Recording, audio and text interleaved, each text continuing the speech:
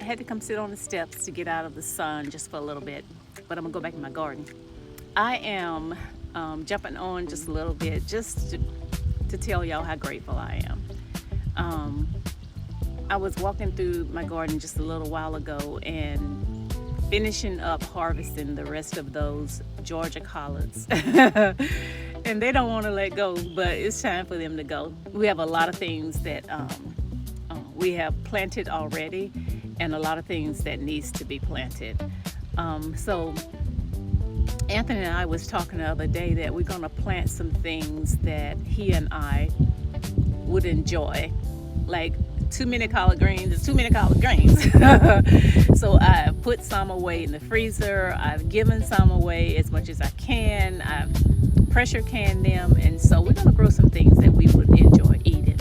And so the other day he planted some Mississippi purple hull peas. I love peas. We have an abundance of tomatoes. We have some cucumbers, not that many. What else did he plant? He planted me some horseradish because I use it in my fire cider. I'm still doing fire cider. What else? We got a lot of things going on. I planted me some ginger. We planted. Let me clarify that. He does the planting. He planted some shampoo ginger. We seen some in Hawaii. So beautiful. It really is like a natural shampoo. So we planted some of that.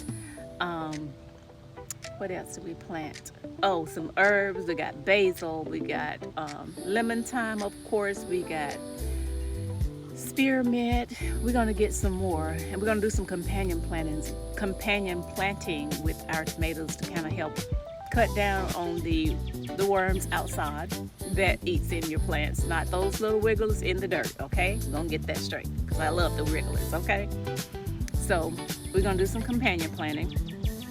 And I'm just excited. I'm excited because the person that God has evolved me to be around my garden has completely made me a brand new person.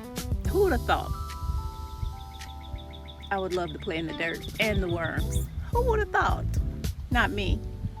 But He has given me such joy, such peace, and the Garden of Serenity has lived up to His name. To God be the glory, because He has blessed the work of our hands and the fruit of our grounds. And when I say in an abundance, He has blessed it in abundance.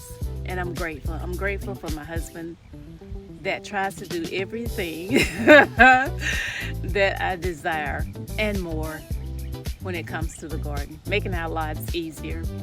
I am blessed that God has allowed me not to be afraid of worms. I get just as tickled with Him fooling with them worms and feeling them, they little wiggly, cool bodies, just like He do.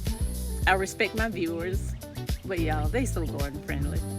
I was in my garden the other day, and I like to kind of keep a tab on the insects and pests or whatever that's garden friendly.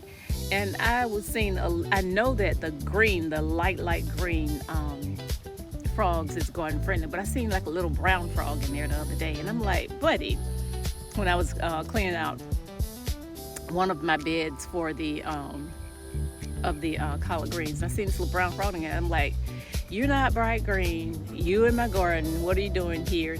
So I picked him up on the leaf and took him and threw him in the woods across the fence.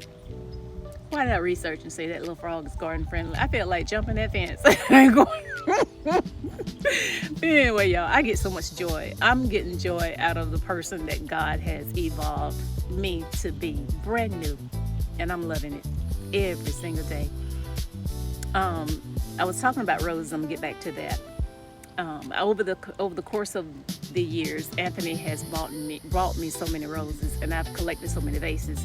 I have so many roses in my yard that needs to be harvested, and I am going to just make me 12 vases tomorrow full of roses for me to enjoy, so that my plants can continue to produce those beautiful roses. So it's best to do them in the early morning, when they're more water, instead of the late afternoon. So I've already taken all my vases out. And so in the morning before we start on the garden, I'm just going to surround myself with some beautiful roses.